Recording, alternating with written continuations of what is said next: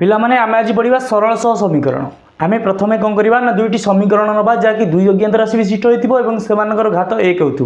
जोटा कि a1x b1y और c1 इजिकल टू 0 समीकरण 1 a2x b2y c2 is equal to 0 समीकरण 2 जो कि a और b देखो पे a और b जो अच्छी सी एक्स वाई सहग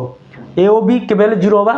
हो पारे ना जो 0 हेल्ले गोटे अज्ञात विशिष्ट हो तो सी कौन सी को आम कौन कहते ध्रुवक राशि कहती तो पे जो सहग और ध्रुवक राशि जिते आम अनुपात नहीं जावा a1/a2 b1/b2 c1/c2 ना जिते आम समाधान बाहर करवा तो पे समाधान बाहर करा कौन करा पड़ो a1/a2 is not equal to जदि सामान न हम दुईटाक ध्रुवक दुईटाक सहगर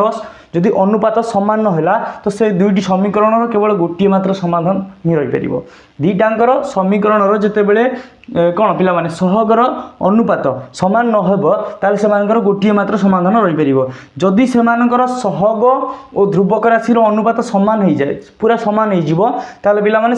असंख्य समाधान संभव हो पार से भाव में जदि आम कहवा जदि से सहगर अनुपात सामान हो किंतु ध्रुवक राशि अनुपात सामान नर सहगर अनुपात सहित तो पे कौन हम ना समाधान असंभव जो दुईटी समीकरण आम नहीं तार समाधान असंभव तो पे ये थी सर्ट ट्रिक जहाद्वारा कि आम मैंने जापर कि भाव में आम समीकरण इजी उपाय समाधान बाहर कर केतोटी समाधान अच्छी तो पे भाव में समाधान को सहज भाव में करने आम चैनल को सब्सक्राइब कर दिंतु जदि आप इंस्टाग्राम देखुं फॉलो कर दिंतु और लाइक कर दिंतु।